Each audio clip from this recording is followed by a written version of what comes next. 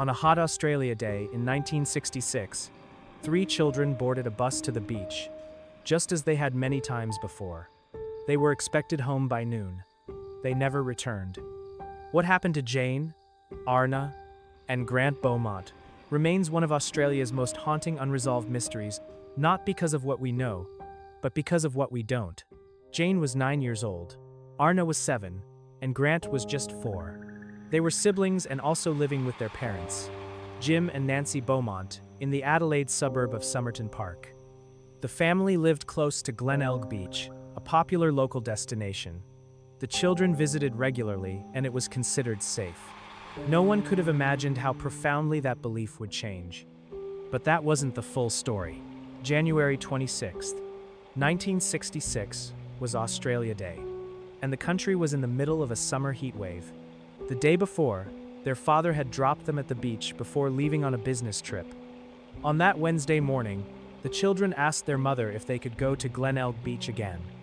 Nancy agreed, giving them 6 shillings and 6 pence, enough for the bus fare and lunch. They caught the 8:45 a.m. bus and were told to return on the noon service. When the children didn't arrive home on the noon bus, Nancy wasn't immediately alarmed. But when they missed the 2 p.m. bus as well, concern set in. Jim returned home early from his trip around 3 p.m. and immediately drove to the crowded beach to search for them. When he couldn't find the children, both parents searched the neighborhood and visited friends' homes. By 5:30 p.m., they reported the disappearance to Glenelg police. What investigators learned later would change the direction of the case. Police quickly organized searches of the beach, sandhills, and surrounding areas. Within 24 hours, the entire nation knew about the missing Beaumont children. But as witnesses came forward, a disturbing pattern emerged. Multiple people reported seeing the 3 children at Collie Reserve near Glenelg Beach, not alone, but in the company of a tall man in his mid-30s with fair to light brown hair, a thin face, and a sun-tanned complexion. The witnesses said the children appeared relaxed and were playing confidently with this man. They seemed to know him. The man was even observed asking a bystander if anyone had been near the children's belongings because money was missing. Around 12:15 p.m., the group was seen walking away from the beach together. At the time, no one realized how important this detail would become. A shopkeeper at Wenzel's Bakery on Mosley Street reported that Jane had purchased pasties and a meat pie using a 1-pound note. This stood out for 2 reasons.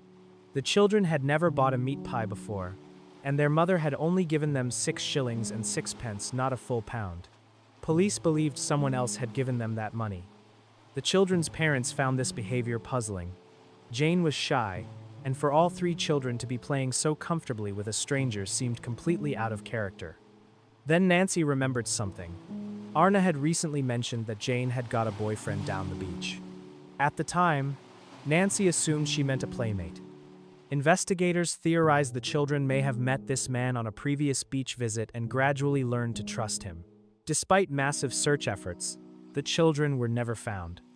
2 years after the disappearance, the Beaumont parents received letters, one supposedly from Jane, another from a man claiming to be their guardian. A meeting was arranged, but no one appeared. A third letter suggested the man had spotted police surveillance. In 1992, forensic analysis revealed the letters were a hoax written by a teenager as a cruel joke. The Beaumont children case remains unsolved.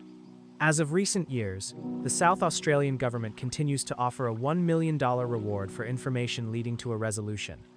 Interest in the case persists, not only because of the mystery, but because of its lasting impact on how families view child safety.